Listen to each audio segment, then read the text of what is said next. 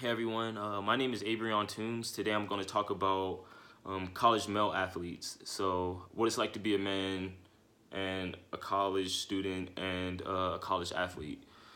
So, the purpose of me doing this was to see more so like the benefits of being a college male athlete, also the drawbacks and the struggles with being a college male athlete. So I'll start off just with a little bit of history. Basically, before 1850, college sports were almost like unheard of. Like it really was not like a big deal or anything like that. When it started getting bigger, was more so like as these group of men started coming together, acquaintances and friendships and stuff like that. Kind of like what we learned about in the beginning of the semester. Like males or men, like they built themselves up to rise from basically having acquaintances or just like a bunch of male friends, but like not necessarily being so close with them, but just like having a lot of acquaintances, just like a big group that they will come together with. And that's basically how this came along because before it says in this article by State University called College Athletics, History of Athletics in U.S. Colleges and Universities that college presidents and deans thought manual labor in the form of farming or cleaning boulders from college lands fit the bill perfectly. So they did have like a little budget for like for college physical activity, um, but that's more so like what they it was more so like manual labor that they viewed it as. But these men they came together and they started intramural contests, and and these contests were called class rushes, which involved some variation of football, which actually provided a pretext for ritualistic and violent hazing of incoming freshmen by the sophomore class, which shows another thing of like masculinity, like these guys they have to try to prove that they're big and that they're tough and that they can be with men and different stuff like that, and they can just a violent just show that you're violent enough, I guess. Really, which is part of like really what college athletes deal with still today. Like a college athlete could get hit really hard. Probably borderline concussion, and they have to prove that they're strong enough to be able to get back up. And like they're honored for doing something like that instead of being like, you know what, like that hurt. I'm gonna go chill out for my health. So yeah, so basically, they continue doing that, and basically by them continuing doing that, it's showing that this created like a big rise for something that's so big today. Even though these officials weren't so happy about it. Starting out, it says that one of the officials at the University of Michigan, at the University of Michigan around 1873, when some students were going to go to Cleveland, he put out a telegram that said, "I would not permit 30 men to travel 400 miles merely to agitate a bag of wind." And basically, like with or without permission from them, these men still went out there. They set up mechanisms for raising money, charging fees, sponsoring events, and selling tickets. And and that was great. That was a great thing that they did because now that's a big part of American culture. And now by like the 1990s, now it's a whole different thing. Like even these college students, like before, probably around the 1890s, possibly. I don't think they were getting paid then, but like the thing from then was like, are they being paid? And like now today, it's like, how much are they being paid? And then like also like it changed things for coaches too. Coaches in high profile sports, it enhanced their stature of like celebrity level and stuff like that. Now that they can get endorsements and stuff, and to supplement their base salaries and stuff. So and that's just the history of like what we're going to go into of like how college sports and stuff like that came along. Um, like that was just like the basis. Now I'm gonna go more so into the health of college athletes. Let me just drink a little bit of water.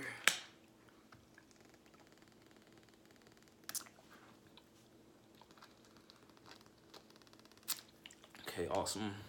So,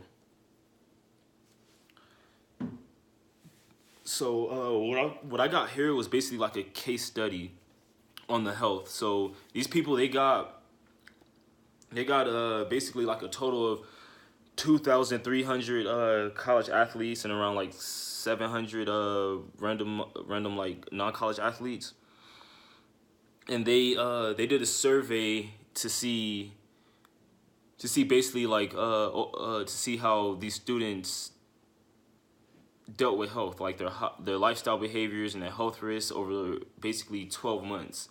And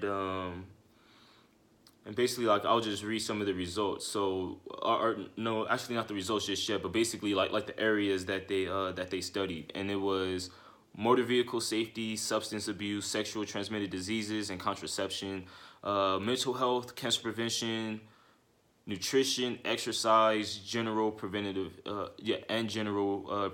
health issues.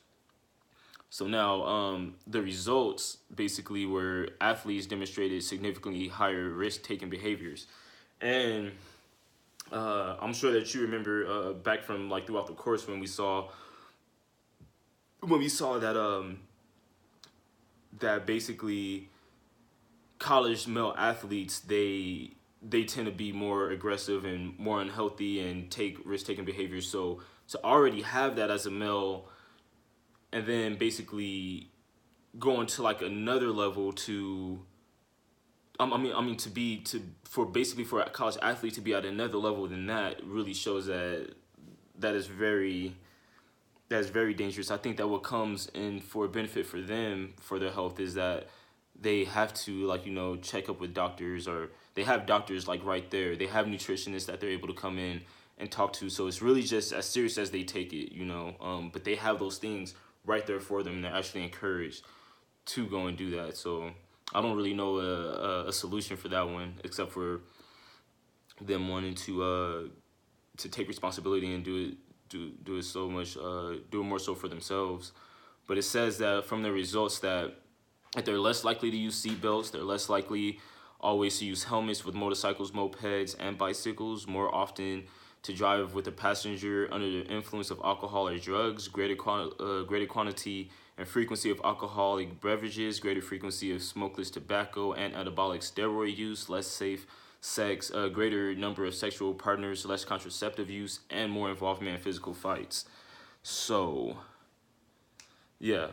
And that's just more than the non-athletes. So it just shows that they really that it could be really dangerous for their health. Like what they the way that they view themselves, they probably just view themselves as invincible. Like, they're young, um, and they're not really thinking long term like that, and how these things will affect their body. Um, but that's just their health. Like, like they do have doctors, they do have counselors and different things like that to help them out. But basically, what I got from that was basically mm, that that there's just that they're just more dangerous. And that was an article by Native Puffer and Green. That article is called "Lifestyles and Health Risk of College Athletes: A Multi-Center Study." There was another case study that was done at the Center of Studies of Depression scale, and basically these students.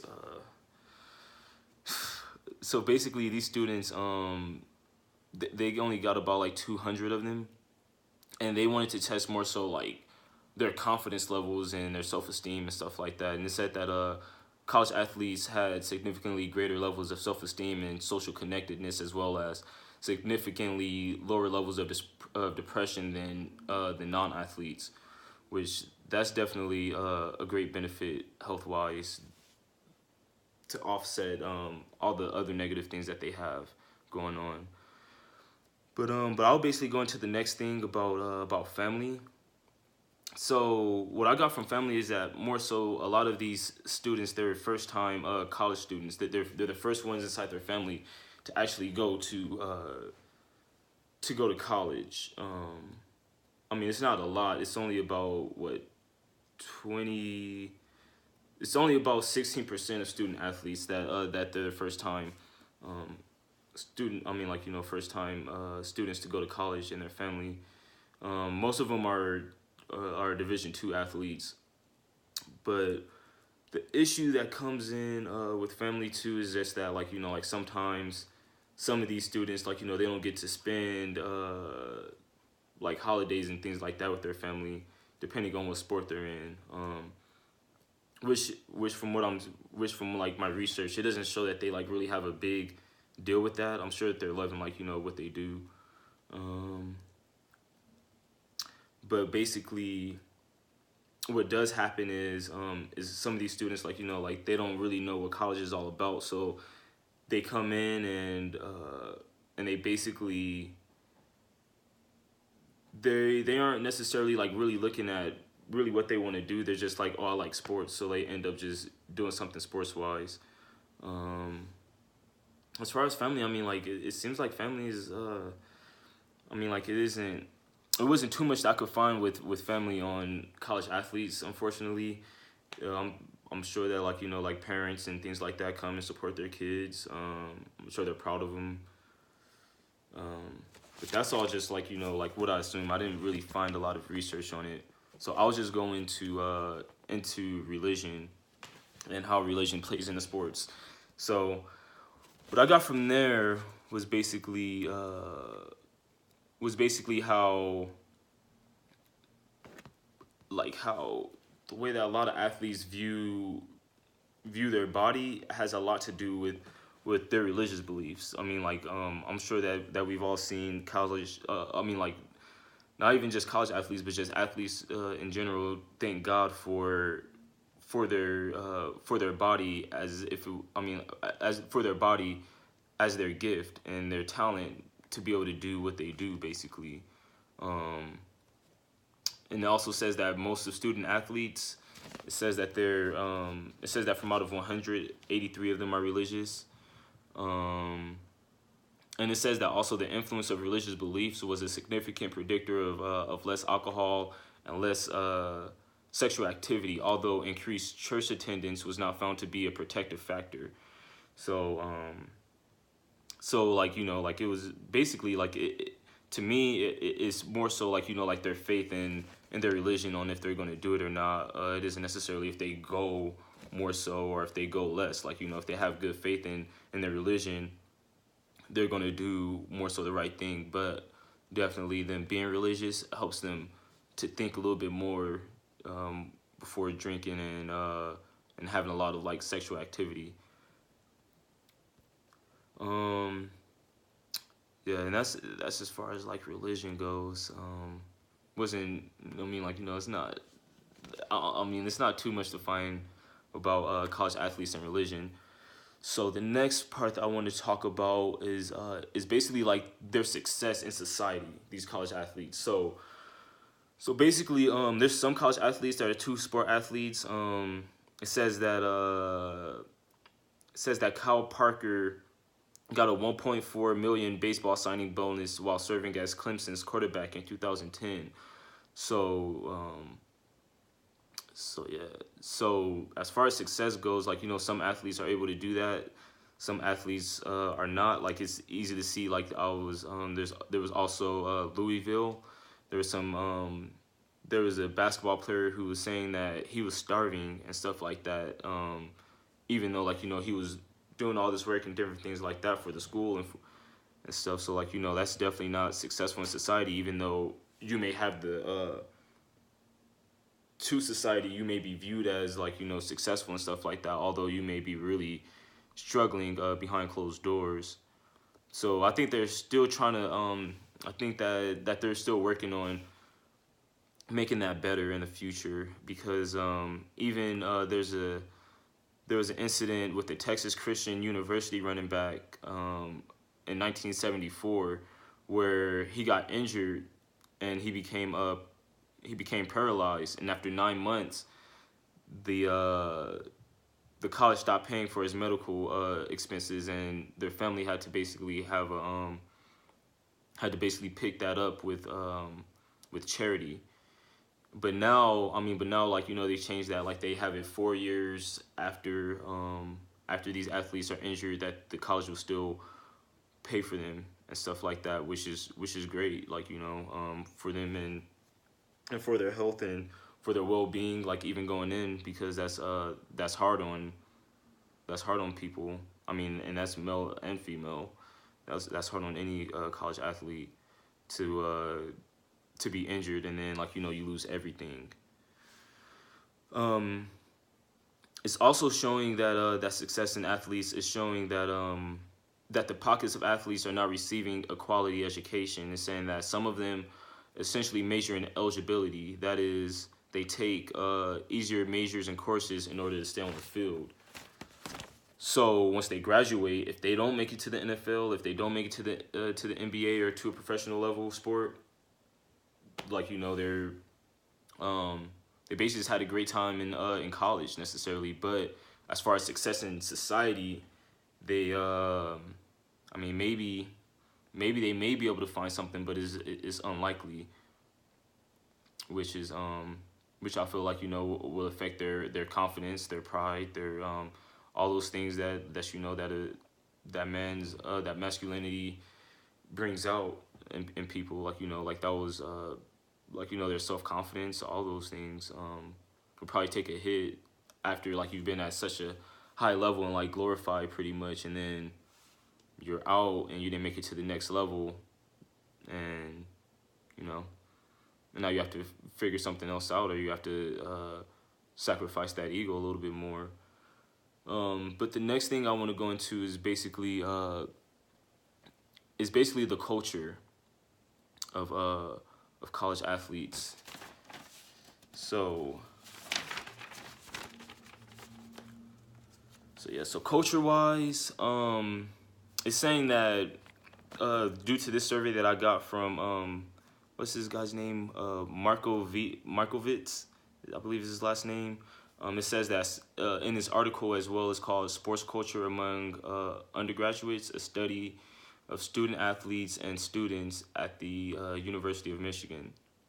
So it was saying that basically they basically compared non athletes with athletes, and he used a 7 point political scale, and it was saying that 1 represents very liberal, 7 very conservative, and the mean for non athletes was 3.42, while the athletes are 3.91, and it was like, and that was just their viewpoint. It was also saying that that the non-athlete mean was 3.14, and the mean was 3.93 for athletes for watching TV. So there was only, like, a slight difference between, like, athletes and non-athletes with watching TV and what they watch for TV. Like, it was just saying that, like, that, like, college athletes, they watch more Sports Center and stuff like that. The other ones, like, they watch probably like 16%.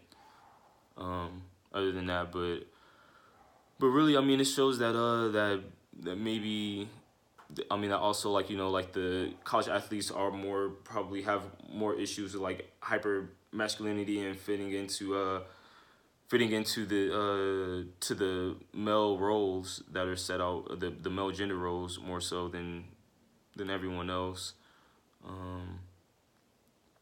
But that's just the sports culture. I'm gonna go into sexuality. So with sexuality, is definitely true that that college athletes, like, like, they definitely have, like, more sexual partners, and as we've seen before, like, uh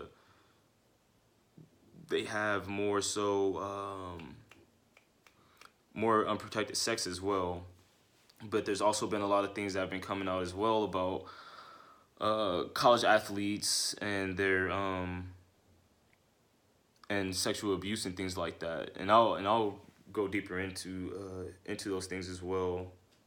Um, so so yeah, I'll read more so about that. I got this article from White Philip. It's called "Inside the Mind of an Athlete," Part 3: Sexual Behavior Among Athletes.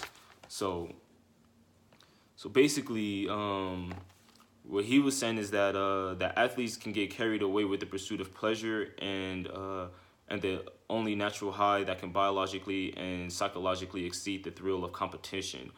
So that has a lot to do with why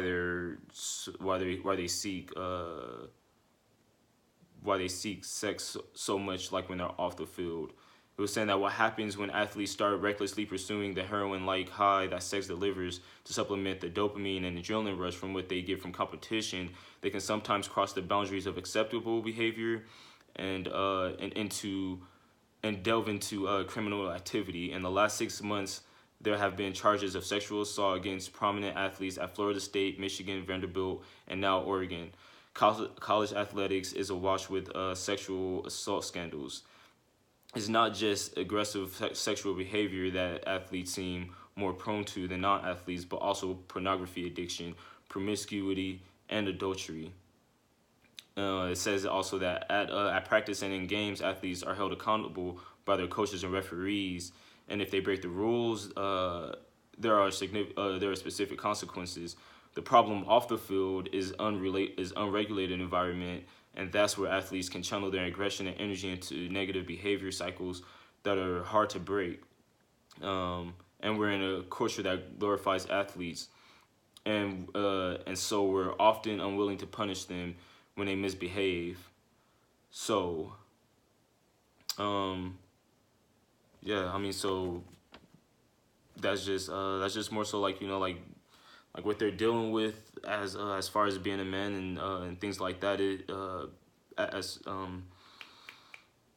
I mean, as far as their sexuality, it definitely looks like they're more hypersexual because they're more competitive and they have more of that hyper masculinity as well.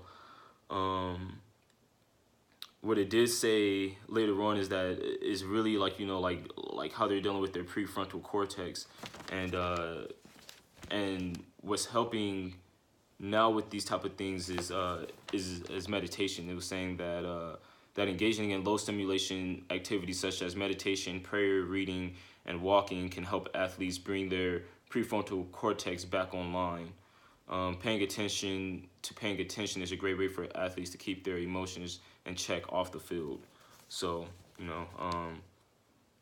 that's the benefit of that. And then the last thing I want to talk about were basically like the trends in college sports. The biggest one I want to talk about, because I'm running way over on time, was basically like virtual reality. It looks like they're about to start bringing virtual reality more so into training the athletes and things like that, because it helps out with their response time and everything. Yeah, that's pretty much it. I don't want to go too much over time. I hope you enjoyed the presentation. I hope you learned a little bit more of of what it's like to be a college male athlete and being a man while playing sports in college. Thank you for watching. Thank you.